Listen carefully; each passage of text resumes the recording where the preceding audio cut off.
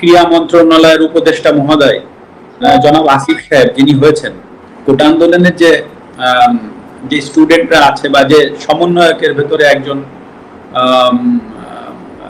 ক্রীড়া মন্ত্রণালয়ের উপদেষ্টা মহোদয় জনাব আসিফ সাহেব যিনি হয়েছেন, আপনি দেখবেন উনি কিন্তু খেলাধুলা নিয়ে এখন থেকে উনি কাজ করবেন, বাংলাদেশের সার্বিক খেলাধুলার বিষয়গুলো নিয়ে কাজ করবেন। এখন যদি আল্লাহ না করুক কালকে একটা প্রবলেম হয়, আল্লাহ না করুক যদি কোনো একটা খেলাধুলায় কোনো জায়গায় প্রবলেম হয়, উনি কিন্তু প্রধান উপদেষ্টা মহোদয় ডক্টর ইউনূস স্যারের কাছে যাবেন বা সিনিয়র উপদেষ্টা মহোদয় যারা আছেন উনাদের সাথে আলোচনা করে এসেই কিন্তু উনাকে স্টেটমেন্ট দিতে হবে।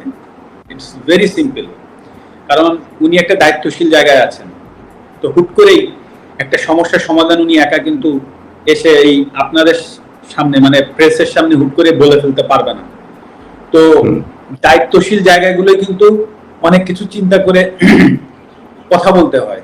তো সেই জায়গা থেকে সেই জায়গাটাই কিন্তু আমি ছিলাম। হ্যাঁ, আপনি আমাকে খেলোয়াড় মাশরাফি বলছেন, আমি সেভাবে উত্তর দিচ্ছি, কিন্তু এট দ্য সেম টাইমে কিন্তু আমি একটা দায়িত্বশীল চেয়ারে বসেছিলাম। তো হুট করেই আমি কিন্তু ফ্রন্টে এসে একটা কথা বলে দিলাম, আর তাই নিয়ে একটা বিশাল আরো বড় কিছু হয়ে গেল।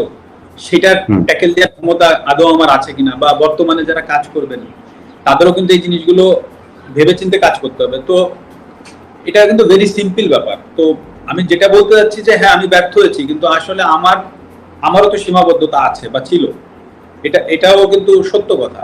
কিন্তু সেটাকে যে আমি এক্সকিউজ হিসেবে দাঁড় করাচ্ছি সেটা না, কারণ মানুষের দাবি ছিল, কারণ প্রথমত আমি একজন খেলোয়াড়, তারপরে আমি সংসদ সদস্য।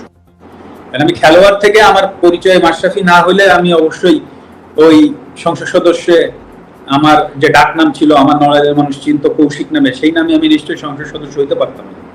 তো খেলোয়াড় মাশরাফির জায়গায় যে আমি ব্যর্থ হয়েছি সেটা কিন্তু আমি একবারও বলছি না। বাট আপনি এট দ্য সেম টাইমে ভাবেন যে আমি একটা সংসদ সদস্য ছিলাম একজন, সেই পজিশন থেকে হুট করে আমি একটা মন্তব্য করার থেকে বরঞ্চ আমি ওইখানে যে সমাধানের চেষ্টা করাটা আমার জন্য আরো ইজি হইতো, বা আমি সেটাই চেষ্টা করেছি, সেটা হয়তো আমি পারিনি। সেটাই আমার ব্যর্থতা।